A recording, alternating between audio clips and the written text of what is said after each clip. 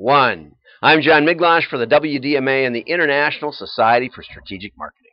Well, we want to be a little more lighthearted today, and so I've brought up some marketing humor and other goofy stuff. And so I think, oops, here we go. Here's my first one. How to Succeed in Marketing. Mimic Human Emotions. This is by Doug Savage, 2008. I don't know if he's still doing these anymore, but I Googled marketing humor, and this came up. Now, that sounds stupid, and I hope you got a little chuckle out of it. I got a bigger chuckle when I read it the first time, because one of the ways that I evaluate marketing, anything that comes in the mail. Okay, so here, this is from Crestline. Okay, Crestline, and one of the things I want to know is how fast can I figure out what they're up to? Okay, custom promotional. That's big, but I don't see any your imprint here on the items. I don't see any any applications shown, just items. So it's kind of dull and boring, and I would definitely do something to this cover if I had my mitts into it. So my boss, when I was working in that industry, said, "You have the ability to think in the uncluttered mind of a child." And I think he meant it as an insult. But it's important to emulate your market. You got to think, if you're marketing to teenage kids, you got to go hang out, at whatever they do. I don't know where they go these days. They got to do that. Okay. I was at a conference on Wednesday, and they asked how many downloaded Pokemon Go, how many played it. I did. I was the only hand in the whole place that went up. My kids were mad at me. "Dad, you can't do that. That's not for you." Okay, so you don't have to be a teenager, you just gotta go act like one. And this might help. Here's another funny one. Hey, what? This is vodka. That's the ladies around the hen house, around the office, and they're all getting plots. Meanwhile, in marketing, "Hey, what's this crap?" "I think it's water." Somebody switched the water bottles. And it's not like that in marketing. Sometimes on the photo shoots, it was kind of fun. We had great snacks and some other stuff. And this guy says, "I don't understand you marketing folks." Really? I don't avoid not being unintentionally unclear. And I met copywriters like that, who you can't tell what they really actually said. Zut. I don't know. Who knows? But anyway, I got a kick out of it. I took the law entrance exams in college, and I did better than all my friends who went on to be lawyers. But there was one section, and I didn't even, I'm kind of whistling and cracking my knuckles, and boy, the people in that room, it was life and death for them, and I was just doing it as kind of a joke. And if I said if I got in the 700s, I would go to Harvard, which was true. They would let you in if you got that high a score. I got a 670 or something, 650. So I did really smoking well, but I didn't read the instructions before I got there, which everybody was, people take courses to prepare for that thing. Anyway, and there was a question that was like, choose the answer that least represents the one that you think is most likely to not be correct. And you spend 10 minutes trying to guess it's up. So there are people like that. I love this one too. Never ask a marketing executive what they do for a living. I leverage strategies. I monetize leveraged strategies. I initiate synergy monetization strategies. Sorry, it just strikes me funny. Anyway, on that note, we're going over to I had this all set up. The Ryder Cup is going, and I'm watching it in the back, and I'm a Bubba fan. But it's like having a business caddy. Morning, everyone. Who can run Detroit? The VP there is well qualified. We can staff Detroit from within. So Phil is. What about you never get to see Phil's legs, and here you do. Smart email, Sam. You good for golf on Saturday? Can't. Closing the See, books. there you go. The team's already finished. Took half the time. And I'm back in. Tough one. I'd go decaf. Almond milk. No sugar. You can expand by 2. I don't quite exactly get the point of this. Workday is some kind of HR software, but it supposedly has all the answers, And if you need a marketing caddy, I'm quite the caddy. I never stop talking. I'm a golf humorist.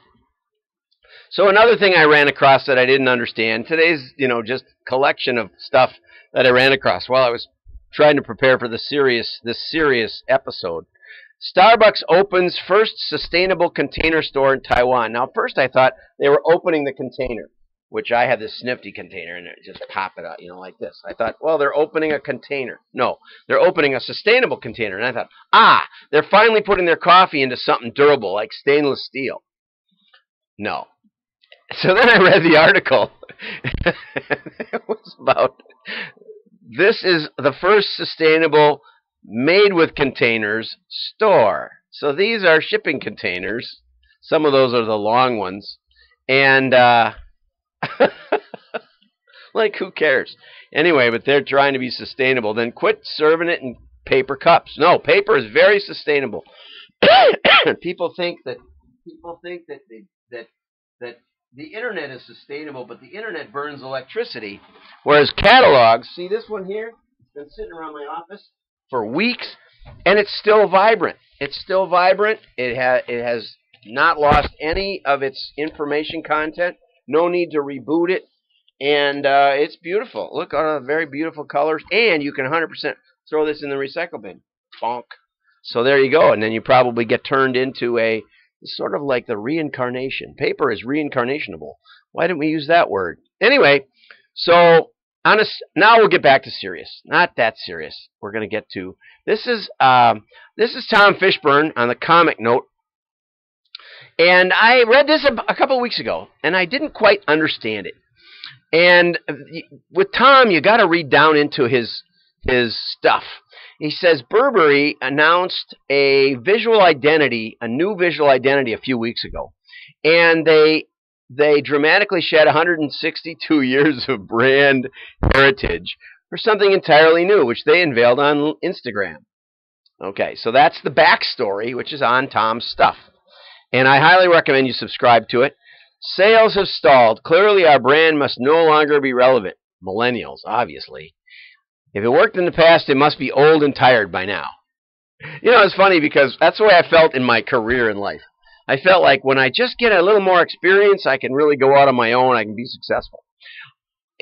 From the time I got from Young Direct Marketer of the Year award to middle age was like overlapped by a week or two. And, I went from the hotshot, up and coming rock star to the, the internet was right in there. Right in there. Okay, I founded my consulting company in 1997, so it had been about 2 years of the internet. I had, no, it hadn't come on yet. It was 1990, and then we got to 94, 95, and I built my first website in 95. But it was like, I liked catalogs, so I said, this internet, that could be a passing fancy. Who knows?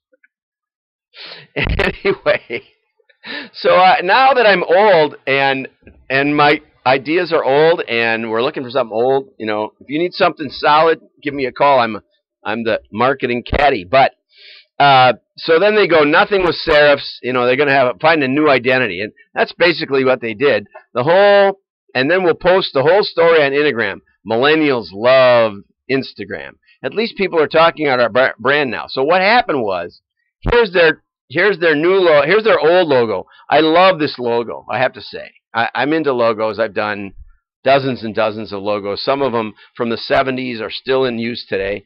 I love the R's. That's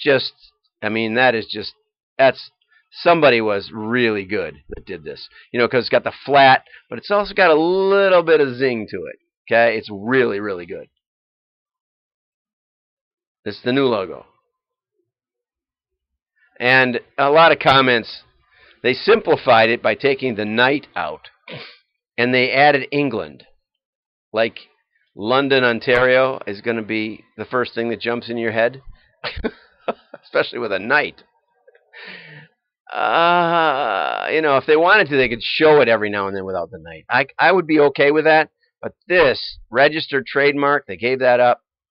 If I were in the fashion industry, I think I would do, like B-E-R, Berry, London, England. Well, that's enough for today. Oh, I just got to say, if you go to Instagram, you can say, this is... Oh, brother, it's just the slam massacre shouldn't have taken the tails off the R. It's no longer traditional Burberries. I do, Bourberries or Burberries with an E, and I'd knock them off in 10 seconds with this, because it's not Circle R anymore. They shot themselves in the foot. I'm John Miglash for the WDMA. Click like and share. You got to share it every now and then so people can share in your fun. Have a great day.